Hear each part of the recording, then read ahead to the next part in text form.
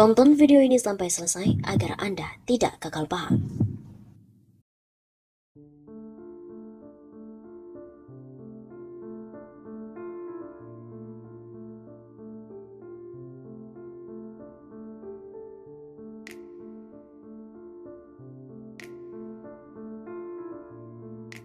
Peringatan darurat.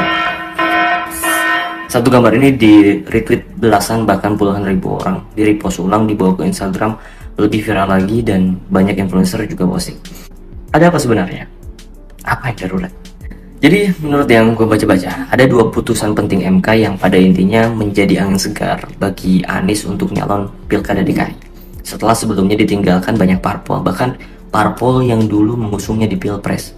Lalu parpol-parpol ini bergabung membentuk koalisi gemuk untuk mengusung Ridwan Kamil. Nah, lewat putusan 60, alih-alih Anies terjegal, ini memungkinkan Anies tetap bisa lolos lewat pencalonan independen ataupun hanya satu parpol, yang di peraturan sebelumnya mewajibkan koalisi. Itu putusan MK yang pertama. Lalu yang kedua, putusan 70, soal usia cagup minimal 30 tahun saat penetapan. Jadi putusan ini memupus harapan Kaisang, putra bungsu Presiden Jokowi, untuk maju pilkada karena usianya belum cukup. Clear ya, ada dua putusan MK tadi. Sudah diketuk dan berlaku. Namun teman-teman, hanya selang beberapa saat, dengan tergesa-gesa, upaya manuver politik untuk menganulir putusan MK diduga akan dilakukan lewat badan legislatif. Teman-teman, tahu nggak? Hari ini, rapat pembahasan RUU Pilkada di Senayan sedang digelar. Kalau misal hasilnya ikut sesuai MK, maka Anies bisa lanjut, Kaisang nggak bisa. Tapi kalau hasil balik ini menyelisih MK, maka sebaliknya. Anies terjegal, Kaisang bisa nyalon. Mudahnya kita pahami kayak gitulah.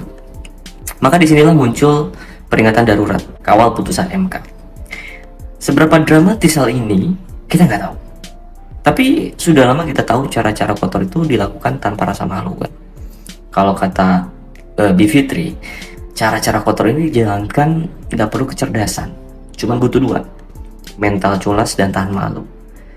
Dan bagi kita yang sama sekali nggak peduli misalkan ya, apakah juga termasuk bagian yang mengizinkan keculasan dan para bandit politik yang nggak punya malu itu untuk makin sewenang-wenang? Dan inilah peringatan darurat itu. Kami mendapatkan informasi bahwa hari ini Badan Legislasi DPR RI mengeluarkan undangan untuk membahas rencana revisi Undang-Undang Pilkada. Ya, hanya beberapa jam setelah Mahkamah Konstitusi mengeluarkan putusan yang membatalkan threshold dalam rangka pengusungan pasangan calon dalam Pilkada. Putusan yang dibuat oleh Mahkamah Konstitusi itu sangat baik. Karena apa? Sangat menjamin dimungkinkan lebih dari satu pasang calon di setiap daerah. Hal ini tentu akan merusak rencana sebagian kelompok untuk membuat kota kosong ya, menguasai pilkada hampir di 150 daerah, terutama DKI, Banten ya. Itu dua daerah yang sangat-sangat terang-terangan. Dengan putusan MK ini, maka dipastikan akan banyak calon atau lebih dari satu pasang calon yang bertarung sehingga rakyat bisa menggunakan hak pilih secara baik, memilih pasangan lebih dari satu pasang calon. Lalu juga bahwa putusan MK hari ini itu memastikan bahwa pasangan calon itu harus memiliki usia sesuai dengan undang-undang pada saat penetapan sebagai calon, bukan pada saat dilantik. Nah, tiba-tiba DPR dengan bamus yang tidak sempurna kabarnya ya, itu malah langsung akan membahas besok perubahan undang-undang pilkada. Artinya mau memotong atau membuat putusan MK menjadi tidak berguna karena mengubah undang-undang. Saya ingin tanya, untuk apa balik merevisi undang-undang pilkada hanya beberapa hari menjelang pendaftaran pasangan calon pilkada sebagaimana ditetapkan undang-undang?